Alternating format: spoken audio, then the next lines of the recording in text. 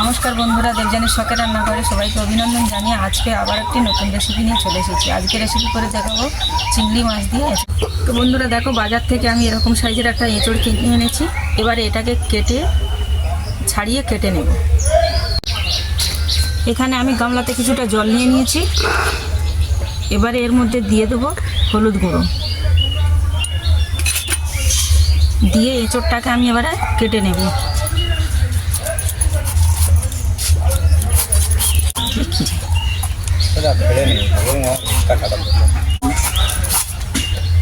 দিয়ে বসেন।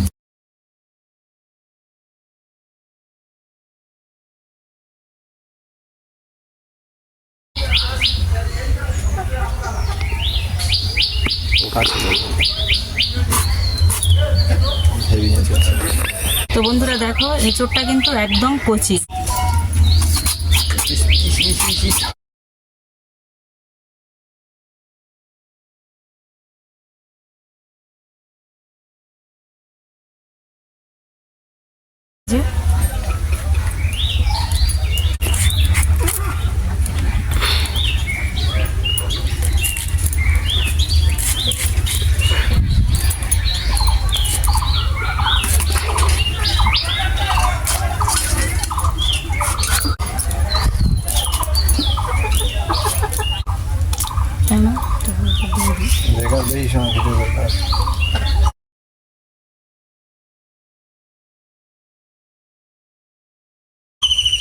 তো বন্ধুরা দেখো, আমার সমস্ত এঁচড়টা কাটা হয়ে গেছে।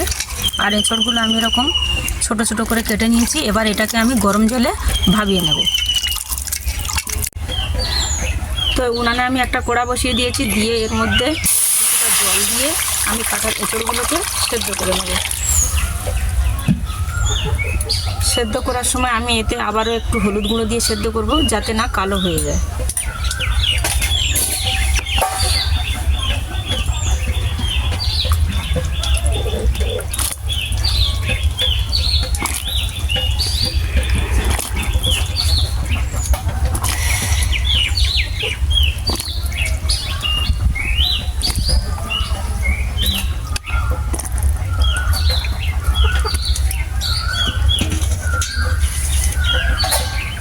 এবারে এঁচড়টাকে আমি ঢাকা দিয়ে দেব।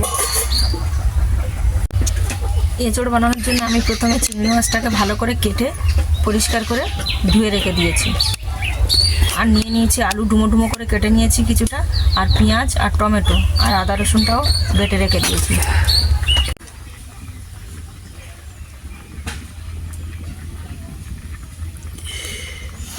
তো বন্ধুরা দেখো, 15 থেকে 20 মিনিট আমি এঁচড়টাকে সেদ্ধ করে নিয়েছি। এঁচড়টা কিন্তু আমার সিদ্ধ হয়ে গেছে, দেখতেই পাচ্ছ সেদ্ধ হয়ে গেছে। এবার এটাকে আমি নামিয়ে নেব।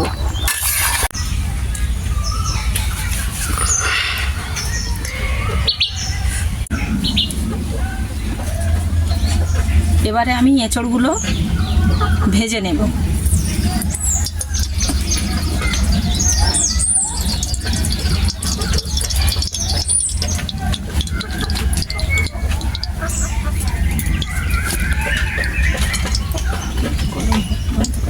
তেলটা আমার গরম হয়ে গেছে। এবারে আমি এঁচড়গুলো দিয়ে দেব।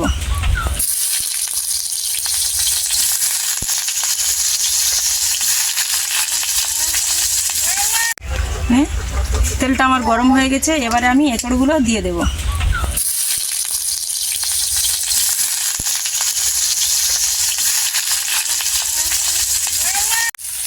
দিয়ে দেবো অল্প পরিমাণে নুন আর অল্প একটু হলুদ গুঁড়ো দিয়ে এগুলোকে আমি ভালো করে লাল লাল করে ভেজে নেব।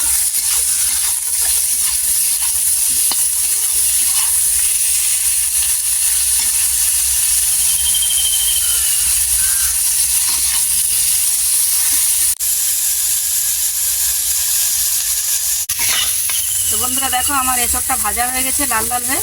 এবার আমি এটাকে নামিয়ে নেব। এঁচড়গুলো ভাজা হয়ে গেছে। এবারে আমি আলুগুলো ভেজে নেব।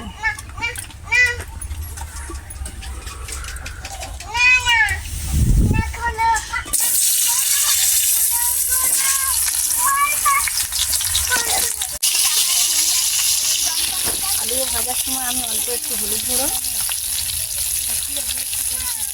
আর অল্প পরিমাণে নুন দিয়ে এটাকে ভেজে নেব।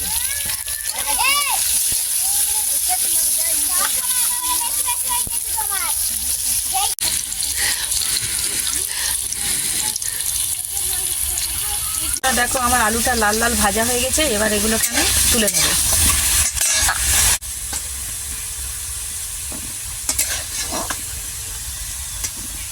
তো বন্ধুরা দেখো এঁচোড় আর আলুটা আমার সম্পূর্ণ ভাজা হয়ে গেছে, এবারে আমি মশলাটা রেডি করে। তো বেঁচে যাওয়া তেলের মধ্যে আমি আরও একটু তেল দিয়ে দেবো।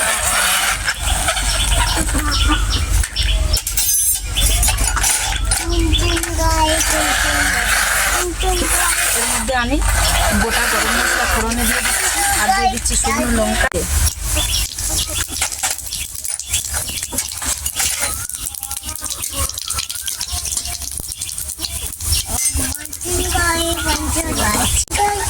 এবারে দিয়ে দেবো পেঁয়াজ।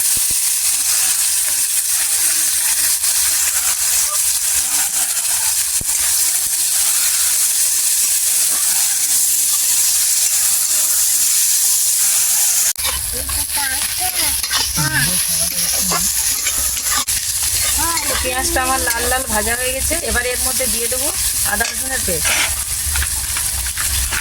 এই আদা রসুন বাটা এটা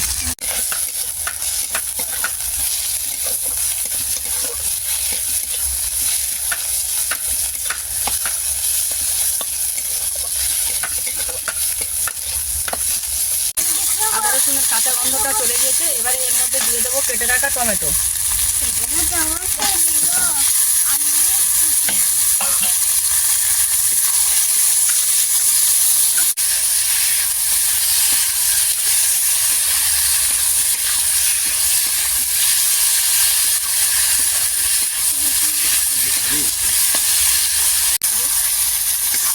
টমেটো আর পেঁয়াজটা আমার গলে গেছে, এবারে দিয়ে দেবো একে একে মশলাগুলো। দিয়ে দিচ্ছি পরিমাণ মতো নুন,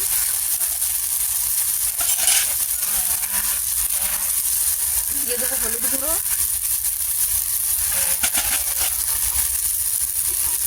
লঙ্কার গুঁড়ো,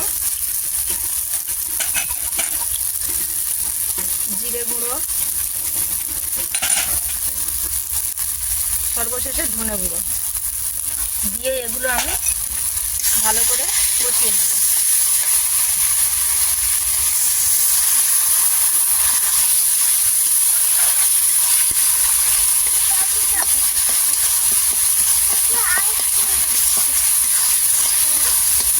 মশলাগুলো ততক্ষণ আমি কষাবো যতক্ষণ না এর মধ্যে থেকে তেল ছেড়ে দিচ্ছে। তো বন্ধুরা দেখতেই পাচ্ছ মশলাটা আমার কষানো হয়ে গেছে, এবারে এর মধ্যে দিয়ে দেবো চিংড়ি মাছ। আমি কিন্তু চিংড়ি মাছটাকে ভাজিনি, আমি চিংড়ি মাছটাকে কাঁচাই দেবো, দিয়ে কিছুক্ষণ কষাবো।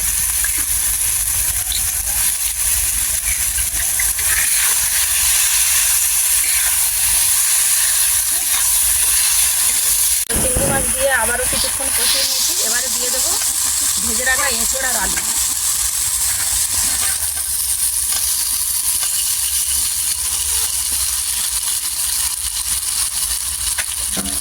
দিয়ে এটাও আমি আবারও কিছুক্ষণ নেড়ে চেড়ে এর মধ্যে দিয়ে জল দিয়ে দেবো।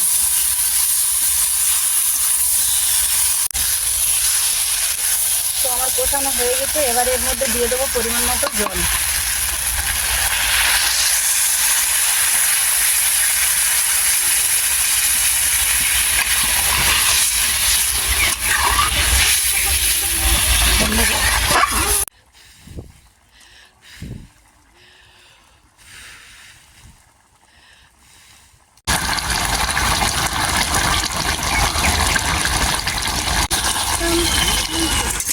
দেখো তরকারিটা আমার হয়ে এসেছে, এবারে এর মধ্যে মানে চিনি।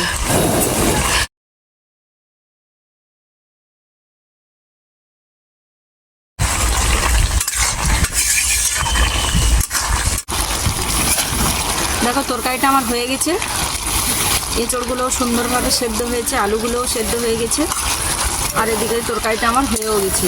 তরকারিটা এরকম হালকা একটু রস রস থাকবে।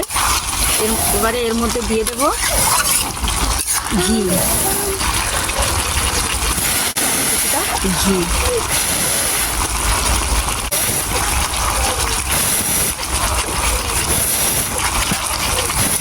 এটাকে আমি একটু এবারে এটাকে ঢেলে নেব।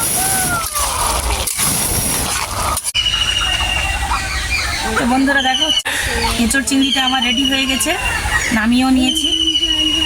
এবং এইভাবে চিংড়ি না ভেজে এঁচড় তৈরি করে একবার খেয়ে দেখবেন। আর আমার এই রেসিপিটি যদি ভালো লেগে থাকে তাহলে লাইক কমেন্ট এবং শেয়ার করে আমার পাশে থাকবেন। ধন্যবাদ।